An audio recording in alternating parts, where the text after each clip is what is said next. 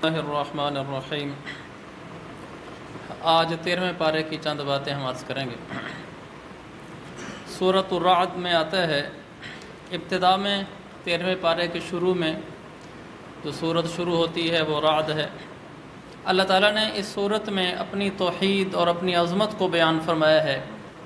دراصل اللہ کی عظمت ایک ایسی شے ہے، جب یہ دلوں میں بیٹھ جاتی ہے پھر دین پہ چلنا آسان ہو جاتا ہے، اور جب تک اللہ کی عظمت دلوں میں نہیں آتی تب تک دین پہ چلنا مشکل ہوتا ہے۔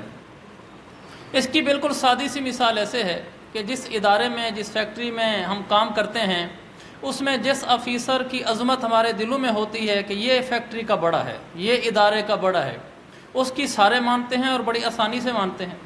جس کی عظمت دلوں میں نہیں ہوتی اور اس کو عام سا عہدے والا سمجھتے ہیں اور اس کا عہدہ چھوٹا ہوتا ہے تو اس کی مانتا بھی کوئی نہیں۔ یہ تو بالکل سادی سی بات ہے۔ تو اللہ تعالیٰ کی عظمت جتنی دلوں میں بیٹھے گی اتنا زیادہ اس کی امتثال یعنی اس کی فرما برداری کرنا آسان ہوگا۔ یہی وجہ ہے کہ اللہ تعالیٰ بار بار اپنی عظمت کو بیان فرماتا ہے۔ تو یہاں اللہ تعالیٰ سورۃ الرعد کے شروع میں فرماتا ہے، اللہ الذی رفع السماوات بغیر عمد ترونها، وہ اللہ ہے جس نے آسمانوں کو بلند کیا، ستون نہیں لگایا۔ کوئی ایسی چھت نہیں ہو سکتی جس کے نیچے ستون نہ ہو، اتنا بڑا آسمان اور بغیر ستون کے۔ پھر فرمایا آگے، سخر الشمس والقمر، اللہ نے سورج اور چاند کو مسخر کیا، اپنے تابع کیا، اپنے ماتحت کیا۔ اتنی بڑی بڑی مخلوقات اللہ کے ماتحت ہیں۔ زمین کو بچھایا، آگے فرمایا وَهُوَ الَّذِي مَدَّ الْأَرْضَ وَجَعَلَ فِيهَا رَوَاسِيَ وَأَنْهَارًا، زمین اللہ نے بچھائی، پہاڑ اللہ نے گاڑے، سورج اللہ نے بنایا، چاند اللہ نے بنایا، اور ان سب کو اپنے ماتحت کیا۔ ان چیزوں کا تذکرہ اس لیے کیا کہ یہ بہت بڑی بڑی چیزیں ہیں۔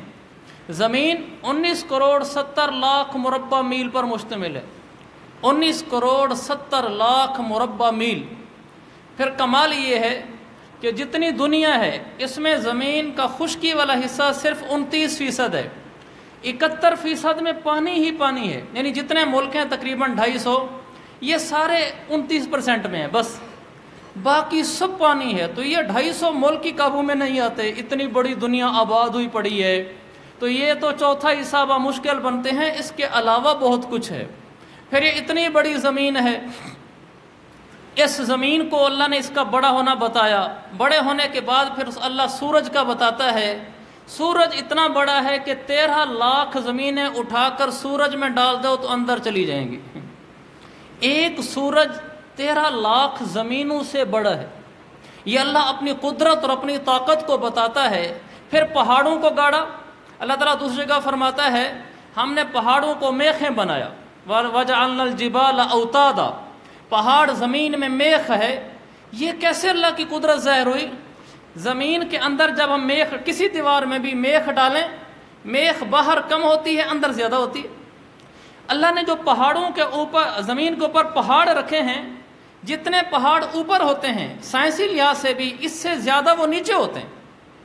اتنے گہرے لمبے چوڑے پہاڑ، ایک اکیلا اللہ ہے سب کو بنانے والا، اور دن قیامت کے اتنی بڑی دنیا کو ایک حکم دے گا، ساری چیزیں فنا ہو جائیں گی، لا تری فیہا عوجا ولا امتا، اللہ سارے پہاڑوں کو ہٹا دے گا، ساری بلڈنگز مٹا دے گا، سارے درخت اکھیڑ دے گا، پوری زمین کو چٹیل میدان کر دے گا، نہ کوئی پہاڑ رہا، نہ کوئی عمارت، نہ درخت، نہ حجر، نہ شجر، کچھ بھی نہیں۔ اور جو اوپر سے آسمان ہے، آسمان ٹوٹ جائے گا، ستارے ٹوٹ جائیں گے، سورج ختم ہو جائے گا، اتنا بڑا نظام اللہ سارا لپیٹ کے پھینک دے گا، ایک اللہ ہوگا۔ پھر اللہ تعالیٰ کہے گا لمن الملک اليوم، آج بتاؤ بادشاہ کون ہوتا ہے؟ سارے پڑے ہوں گے، 40 سال تک اس کی آواز گونجے گی کہ بولو بادشاہ کون ہے؟ کوئی ایک بھی سر اٹھا کر نہیں بولے گا، نہ چنگیز خان، نہ ہلاکو خان، نہ سکندر ذوالقرنین جنہوں نے دنیا پہ حکومتیں کی ہیں، سب سر نگو ہوں گے، 40 سال تک کوئی جواب نہ دے گا۔ پھر میرا اللہ خود بولے گا للہ الواحد القہار، بادشاہ اس اللہ کی ہے جو ایک بھی ہے اور سب پر غالب بھی ہے، سارے اس کے آگے مغلوب اور ماتحت ہیں۔ یہ ہمارا اللہ ہے جس کو اللہ کس جگہ فرماتے ہیں ذالکم اللہ ربکم لوگو یہ ہے تمہارا بادشاہ، یہ ہے تمہارا رب، لا الہ الا ہو، اکیلا وہی معبود ہے، فَأَنَّا تُصْرَفُونَ، تو پھر اس اللہ کو چھوڑ کر تم کدھر جاتے ہو؟ تم اللہ کو چھوڑ کر۔ پھر اللہ تعالیٰ کہیں کہیں شکوہ فرماتا ہے، یا ایھا الانسان ما غرک بربک الکریم، میرا بندہ میں تیرا کریم رب ہوں، مجھے چھوڑ کر کہاں جاتا ہے؟ الذی خلقک فسواک فعدلک، اسی اللہ نے تجھے پیدا کیا، اسی نے تیرے اعضاء بنائے، اسی نے تیرے اندر روح ڈالی، سارا تیرا کرتا دھرتا وہی ہے، تو اس اللہ کو چھوڑ کر کہیں اور جاتا ہے؟ کیا میرے جیسا کوئی ہے؟ هل تعلم له سمیہ، اللہ فرماتا ہے میرے جیسا کوئی ہو تو مجھے بتاؤ، اگر میرے جیسا نہیں ہے تو پھر مجھے چھوڑ کر کہاں جاتے ہو؟ اس اللہ سے محبت کرنا، اس کی عظمت کا ادراک کرنا، اس کی طاقت کو سمجھنا، یہ مقصود حیات ہے۔ اگر اللہ دلوں میں آ گیا تو میرے عزیز بھائیو، دنیا بھی بن گئی، آخرت بھی بن گئی۔ اس اللہ کی طرف دوڑ لگانی چاہیے۔ اس لیے اللہ فرماتا ہے، دیکھیں روزی کمانے کی باری آئی تو اللہ تبارک و تعالی نے فرمایا روزی کے بارے میں، فَامْشُوا فِي الْأَرْضِ، روزی کمانے کے لیے چلو۔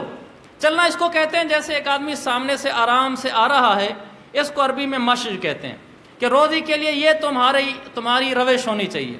اور جب جنت کی باری آئی تو اللہ تعالیٰ نے فرمایا، سارعوا الی مغفرۃ من ربکم وجنۃ ارضها السماوات والارض، لوگو جنت کی طرف تیزی سے چلو، لپکو۔ روزی کے لیے چلنا کہا، جنت کے لیے لپکنا کہا، اور جب خود اللہ کی باری آئی تو فرمایا ففروا الی اللہ، مجھ اللہ کی طرف دوڑ لگا دو، مجھے پانا ہو تو پھر کچھ نہ دیکھو، اس لیے کہ تمہاری ساری زندگی کا مقصود میں خود ہوں۔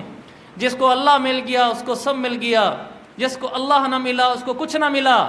یہ بات مرتے ہی سمجھ آ جاتی ہے کہ جس کو اللہ ملا ہوتا ہے اس کو سب کچھ ملا ہوتا ہے، جس کو اللہ نہیں ملا ہوتا اس کو کچھ نہیں ملا ہوتا۔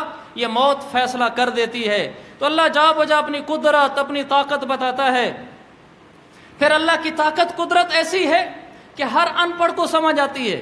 دیکھیں دین ایسا ہے، خاص طور پر جو اسلام کے بنیادی عقائد ہیں، توحید، رسالت، آخرت، یہ تین چیزیں پورے قرآن کا خلاصہ ہیں۔ توحید، رسالت اور آخرت، پورا قرآن ان کے گرد گھومتا ہے۔ ان تین چیزوں کو سمجھنے کے لیے پڑھا لکھا، فلسفی، دانشور، ڈگری ہولڈر ہونا ضروری نہیں ہے۔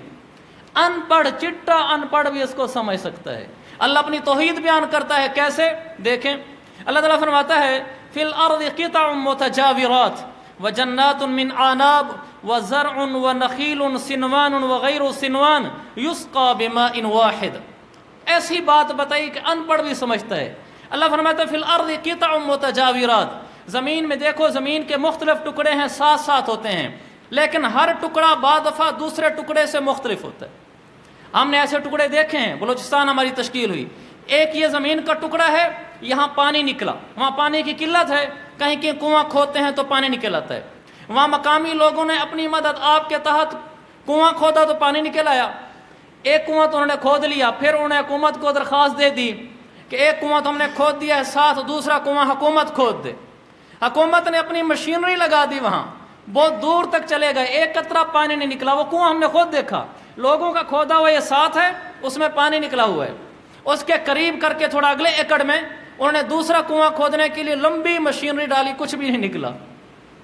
اس کو اللہ کہتے ہیں کہ چاہے تو ایک جگہ پانی ڈال دے اور ایک جگہ چاہے پانی چھین لے۔ اور آگے فرمایا اس سے بھی بڑی سادی بات، اللہ تعالیٰ نے فرمایا زرع و نخیل، پیچھے فرمایا عناب یسقى بماء واحد۔ اس کو تم سارے دیکھ سکتے ہیں، سمجھ سکتے ہیں۔ اللہ فرماتا ہے یہ انگور ہے، یہ کھجور ہے، یہ تینوں چیزوں کا نام اللہ نے لیا۔ یہ انگور، یہ کھجور اور یہ کوئی اور کھیتی، مثلا ہم اس کو گندم سمجھ لیں، جو سمجھ لیں۔ پھر اللہ فرماتا ہے یہ بالکل قریب قریب کھڑے ہیں۔ یسقى بماء واحد، ایک ہی ندی کا پانی آتا ہے، وہ تینوں کو لگ کر جاتا ہے۔ اسی زمین ایک ہے، مٹی ایک ہے، لگنے والا پانی ایک ہے۔ جب فصل باہر نکلتی ہے، کھجور کا رنگ الگ، انگور کا الگ، گندم کا الگ، کھجور کا ذائقہ الگ، انگور کا الگ اور گندم کا الگ، تینوں چیزوں کے رنگ الگ، ذائقے الگ، ان کی قوت غذائیت الگ۔ اس کو اللہ تعالیٰ فرماتا ہے نفضل بعضها على بعض فی الاکل، تم تینوں چیزیں کھا کر دیکھنا، تمہیں ان میں فرق نظر آئے گا۔ حالانکہ یسقا بماء واحد، پانی تو ایک لگا تھا، زمین ایک تھی، مٹی ایک تھی، پھر ان کے رنگ کیسے بدلے، ان کے ذائقے کیسے بدلے؟ دنیا میں الگ پروڈکٹ بنانے کے لیے الگ کیمیکل ڈالنا پڑتا ہے، الگ رنگ ڈالنے کے لیے اس میں فلیور الگ ڈالنے پڑتے ہیں، رنگ الگ ڈالنے پڑتے ہیں، پھر جا کر کوئی نئی پروڈکٹ تیار ہوتی ہے۔ ایسے نہیں ہوتا کہ ایک ہی کیمیکل، ایک ہی فلیور سب میں ڈال دو تو الگ الگ چیز بن جائے۔ اللہ فرماتے ہیں مجھے دیکھو میں تو ایسے ہی کرتا ہوں، ایک پانی لگاتا ہوں تو میں الگ الگ چیز کی چیزیں دے دیتا ہوں، یہ میں اللہ نہیں ہوں تو اور کون ہے؟ اس کو اللہ فرماتا ہے ذالکم اللہ ربکم، لوگو یہ تمہارا اللہ ہے، لا الہ الا ہو، اکیلا بادشاہ ہے، لہ الملک، حکومت صرف اسی کی ہے، وہ تمہارا رب ہے، فانا تصرفون، تم اس رب کو چھوڑ کر کہاں جاتے ہو؟ تم اس اللہ کی طرف دوڑ کر آ جاؤ، وہ تمہاری دنیا بھی بنا دے گا، تمہاری آخرت بھی بنا دے گا۔ اس لیے ہر مشکل میں اللہ کی طرف دوڑنا، ہر پریشانی میں اللہ کی طرف رخ کرنا۔ میرے پاک پیغمبر صلی اللہ علیہ وسلم اذا حزبہ امر فزع الی الصلاۃ، جب آپ کو کوئی پریشانی، مشکل، دکھ پیش آتا تھا تو آپ ایک ہی طرف دوڑتے تھے، اور وہ مصلی تھا اور اللہ تھا، بس ایک طرف دوڑتے تھے۔ اس کو قرآن ہمیں بھی بلاتا ہے کہ جب تمہیں بھی کوئی مسئلہ آئے تو وہ رب جو سارے مسائل کو حل کرنے والا ہے، ساری طاقتوں کا مالک ہے، جس کے خزانے میں کمی نہیں آتی، اس اللہ کی طرف دوڑو، اپنے مسائل کا حل وہاں پاؤ گے۔ تو میرے عزیز بھائیو، یہ قرآن ہمیں پیغام دے کر جا رہا ہے کہ ہم اپنے ہر دکھ سکھ میں اتنی طاقت والے بادشاہ کی طرف دوڑیں، وہ ہمارے مسئلے حل کرے گا، اس کے خزانوں میں فرق نہیں پڑتا۔ فرماتا ہے اگر تم سارے کے سارے انسان ایک میدان میں جمع ہو جاؤ اور سارے اپنی اپنی زبان میں بولو آتیت کل انسان مسئلتہ، ہر انسان کی منہ مانگی مراد اس کو دے دوں، ما نقص ذلک مما عند شیئا، میرے خزانوں میں رتی برابر بھی کمی نہیں آتی۔ تم صرف مانگنے والے بنو، میں دینے کے لیے تیار ہوں۔ ہم تو مائل بکرم ہیں، کوئی سائل ہی نہیں، راہ دکھلائیں کسے، کوئی راہ روے منزل ہی نہیں۔ ہم کس کو راہیں دکھلائیں؟ کوئی ہمارے آگے ہاتھ ہی نہیں اٹھاتا، کوئی ہمارے آگے نفلیں پڑھ کے سر ہی نہیں جھکاتا، کوئی مانگنے تو آئے تو ہم دیں، مانگنے والے ہیں تو اللہ فرماتے ہیں نئی دنیا بھی ان کو اٹھا کے دے دیتے ہیں۔ تو میرے عزیزو ہم نیت کریں، ہم انشاءاللہ اپنے قوت والے رب کو پکاریں گے، وہ انشاءاللہ خزانے لٹا دے گا اور اس کے خزانوں میں کمی نہیں آتی۔ اللہ تعالیٰ میرا آپ کا ہم سب کا رخ اپنے ذات عالی کی طرف کر دے، آمین۔ الحمدللہ رب العالمین، صلی اللہ تعالی علی النبی الکریم، یا ارحم الراحمین، یا ارحم الراحمین، یا ارحم الراحمین۔ اے اللہ ہمارے اس جرم کو معاف فرما کہ ہم نے تجھے نہ پہچانا، ہم نے تیری طاقت کا ادراک نہ کیا، ہم تیرے غیر کی طرف دوڑتے رہے، تیری طرف نہ دوڑے۔ میرے مولا ہمیں معاف فرما، ہم عزم کرتے ہیں کہ آج سے اندر ہر دکھ سکھ میں تیری طرف دوڑیں گے، مصلی بچھائیں گے، دو نفل پڑھ کے تجھے ہی پکاریں گے۔ اپنے فضل سے ہمیں اس کی توفیق عطا فرما۔ صلی اللہ تعالی علی النبی الکریم برحمتک یا ارحم الراحمین۔